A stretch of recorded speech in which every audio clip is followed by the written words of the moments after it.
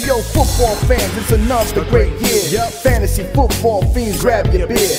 Giving you the best draft tips for all your picks. Starts and sits to the waiver wire fix. From my drafts galore to stats that's hardcore. Triple F does it all, have y'all screaming more. So sit back, relax, let the experts prevail. JT Magnum, Siggy guns never fail. What's up, fantasy football fans? My name is JT Magnum. Welcome to the week 5 of our waiver wire show. Real quick, I'm going to go on a little bit of a rant because I want some people to know some things about me and some things about this show, about fantasy football fiends that they might not understand or just not getting or not just quite comprehending what's going on with my channel, what's going on with what we do, why we do it. So if you want to skip ahead, feel free to skip ahead to the part where I'm actually talking about players. But for now, real quick, I want to talk about DraftKings. I do not make money off of DraftKings from you guys. When you guys join our league, it's not for me to make money. I don't make any money off of that. Anytime you join, I don't make anything. I don't make anything that you wouldn't make. If you recommended somebody for DraftKings and they signed up, I think DraftKings gives you something for that, but that doesn't make you a partner affiliate. That just makes you part of DraftKings. I don't make any money off of our leagues. The reason why I have us join contests is because I want to play with you guys, not because I want to make money off of you guys. First of all, I haven't even won one of our leagues or one of our contests that we've even started or that anybody else has started. By the way, you can create your own contest within our leagues. That's another cool thing. The only reason I do it is to interact with my subscribers, to be able to play against my subscribers, because that's what I like to do. It's fantasy football. It's for fun. It's not for, I mean, if you want to win $18 or $20 here and there, that's fine. I said, but that's not what I am here for. I'm not here to take your money. I'm here to play with you guys, give you some fantasy advice that I feel that I want to give, and hopefully if you guys take it, you don't. If you don't, I mean, it's okay, but I mean, you're here to listen. You're here to listen what I got to say. You're here for insight for some of you guys, and you must like the channel because you're subscribed. So that's why I do it. I'm not here to steal money from you guys. So if you hear things like that and you see people saying stuff like that, just ignore those kind of people. Just ignore people like that. I don't know what it is with those people that say things like that. Either I don't know if it's because of jealousy because they're not a partner affiliate when they can just easily sign up and do it themselves, or maybe they just don't know how to make YouTube videos, so they I don't know, don't want to ridicule me. I don't know what it is, but don't listen to haters out there. Don't listen to people that just have nothing better to do in their life other than try to put other people down. I'm not here to put you down. I'm not here to put your fantasy advice down. I'm not here to put your stuff in the comment section down. I'm here to help. That's what I want to do. I want us to be one big happy family of people that help each other win fantasy football week in and week out. If we don't do well, we don't do well. That's just kind of how it is. That's how fantasy football is. Not every week, every person is going to be 100%. Matthew Berry is not 100% correct. Michael Fabiano is not 100% correct. The fantasy footballers aren't always 100% correct. Nobody is 100% right. Nobody is 100% wrong. That's just how it is. It's fantasy football. I do my best to look at stats, to look at matchups, to look at how the games roll, and try to pull out the best players I can for you guys without trying to always talk about the studs and stuff like that, being for starts and things like that. And I try to do my best to make sure you guys get what you guys need so that you guys can take that in. You guys can do other research, go to other channels, I recommend it. Please go to other YouTube channels and look at them, see what they have to say. Look at Michael Fabiano, look at Matthew Berry, see what they have to say. Compare notes, make the best decision for you for your week. You don't have to listen to me. You don't have to take my word for it every week, week in and week out, because chances are I'm wrong. I mean, look at yesterday. Matt Ryan played through 500 yards. I had him on my sit list. You think, I mean, I was wrong. So was Michael Fabiano. He had him on his sit list. I mean, what can you do? You can't do anything about it. I would not be able to predict that. Carolina's been shutting down everybody all year. All of a sudden, Matt Ryan throws for 500 yards. It's what happens. It's fantasy football.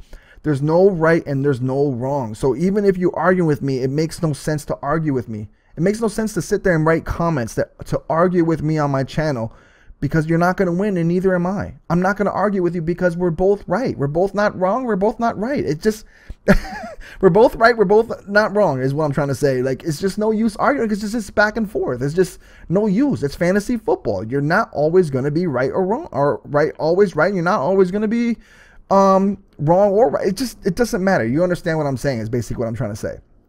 So let's help each other out. Let's try to make things better, and let's make this a nice, fantasy football time for all of us, okay? That's what I'm trying to say. Now, with that being said, let's get with the waiver wire picks now for this week, week 5. First is Bilal Powell from the Jets. I believe Matt Forte got hurt. Not sure how long he's going to be injured or how the extent of an injury is, but Bilal Powell is a lot of people have picked him up already in deeper leagues because they know that he's a handcuff. He's basically, if Matt Forte goes down, you can insert Bilal Powell and you got yourself a running back for the rest of the year. So we'll see what happens with that, but Bilal Powell's a nice pickup. It gets you a lot of, if you're in a PPR league especially, he gets you catches and receiving yards along with rushing yards. Not that much of rushing yards. He's not that big of a running back for rushing yards, but he's definitely a good running back when it comes to receiving yards. Number 2, Terrence West from the Ravens. Insert into the starting lineup. Basically, Justin Forsett is not doing well. Terrence West had a great game against the Raiders for the Ravens, and he's another guy that you want to pick up, and is a bruising back. The only thing about him is Kenneth Dixon is breathing down his back, so he's another guy that you might want to kind of look at to make sure that he's going to be getting a lot of touches. Got a lot of them against the Raiders, so hopefully that trend will continue. He's a guy that you should pick up definitely off the waiver wire now.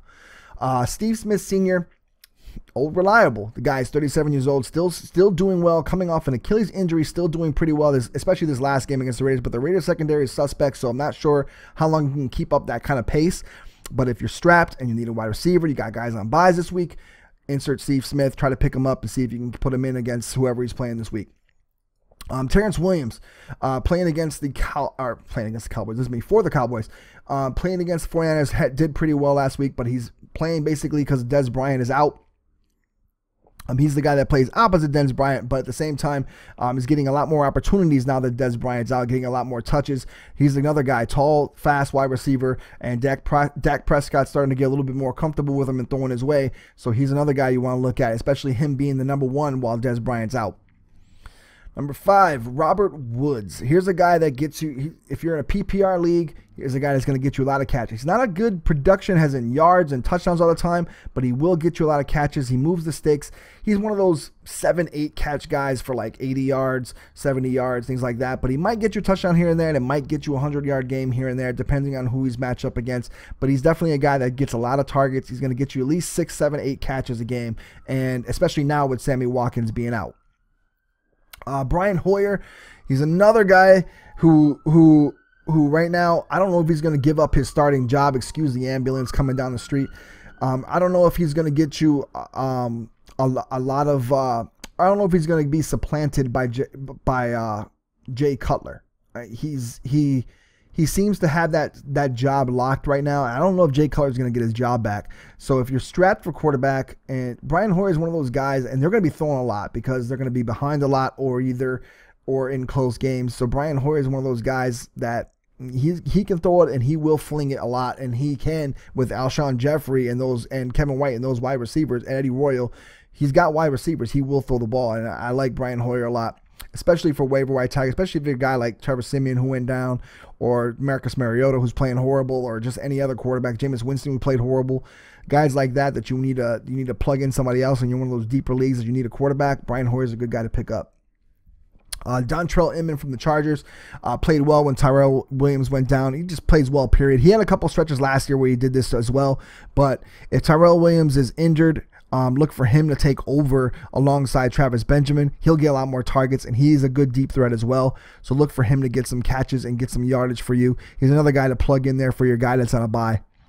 8, Jeremy Curley from the 49ers. Believe it or not, this guy's actually getting like 6, 7, 8 catches, so he's good for PPR league. Not good for yardage, but he did get a touchdown yesterday. They're looking to him a lot more. He's another guy that gets you over the middle catches. Not that matters in fantasy football, but catches matter, yards matter, and he's starting to be the only bright spot basically on this 49er offense besides Carlos Hyde. I mean, there's really not much you can go to. You got to go to somebody, and he's been the guy that they're going to left and right. So I really like him. He plays in the slot. That's probably why he's getting a lot more targets. So, and they play a lot of 3 wide receiver sets. So I think that's why he gets a lot more targets. Carson Wentz. I mentioned him last week. I'm mentioning him again because he's coming off his bye week. Pick him up while you got a chance. Hasn't been turnover prone. He's playing like he's a stud quarterback. Been around the league forever when he's only a rookie. Playing very well in that Doug Peterson offense. And you want a guy like this, and you get him for the rest of the year.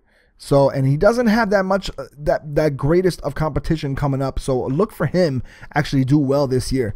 Dorial Green Beckham is another guy I mentioned last week. And I told you, stash him while you can. He's going to be used. I read a lot of reports in the Philadelphia media. Like I've been reading a lot of Philadelphia websites about him. They're going to use him a lot more in the red zone. They're going to use him. They're going to try to use his height and use him a lot more in the passing game. So that means he's going to get more targets. He's going to get more opportunities. He's going to score more touchdowns. Stash him while you can, because this guy might be towards like week 8, 9, 10, like those later weeks. He might be a guy that can carry you to the fantasy championship if he starts getting a lot more touchdowns and opportunities for catches and yards, because this guy's a game breaker at wide receiver, just hasn't been utilized well. So that does it for the Waiver Wire show.